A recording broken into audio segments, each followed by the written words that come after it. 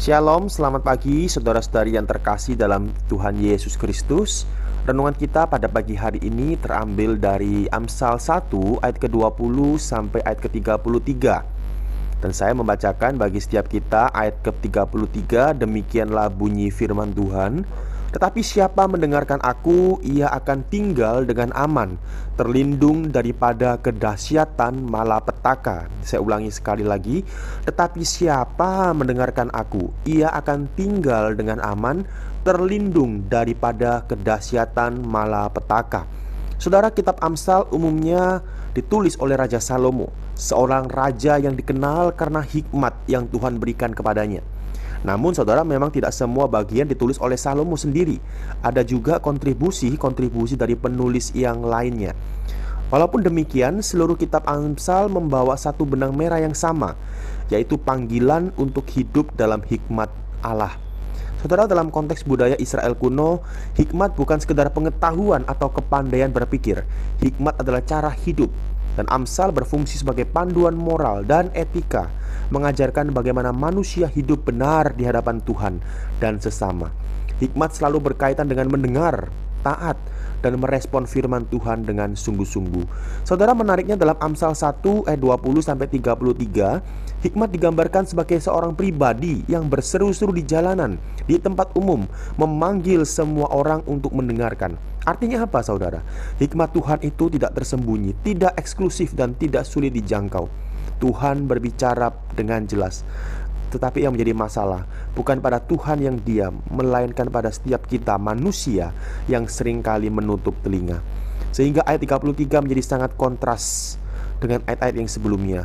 Kalau di ayat-ayat sebelumnya kita membaca tentang akibat dari menolak hikmat, yaitu ketakutan, kesesakan, ataupun malapetaka. Namun di ayat 33 Tuhan memberikan janji yang indah. Siapa mendengarkan aku, ia akan tinggal dengan aman. Saudara, perhatikan, firman Tuhan tidak berkata bahwa orang yang mendengarkan hikmat tidak akan mengalami masalah. Tapi firman Tuhan justru berkata, ia akan tinggal dengan aman dan terlindung dari kedahsyatan malapetaka.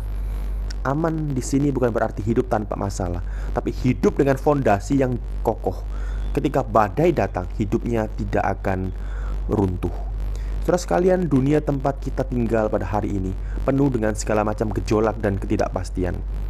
Kalau kita melihat banyak sekali kecemasan berkaitan dengan ekonomi, kesehatan, masa depan, pekerjaan, dan lain sebagainya.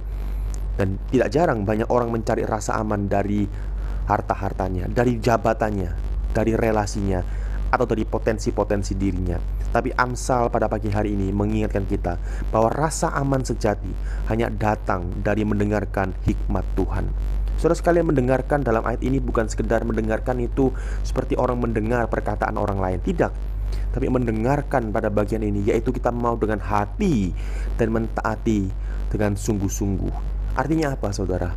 Kita mau membiarkan firman Tuhan membentuk cara kita berpikir, mengambil keputusan, dan juga cara kita bersikap.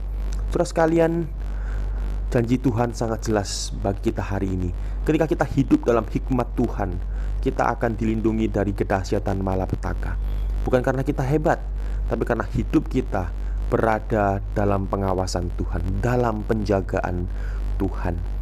Saudara sekalian, pagi hari ini firman Tuhan mengajak kita untuk bertanya pada diri kita sendiri. Suara siapa yang paling sering kita dengar dalam hidup ini?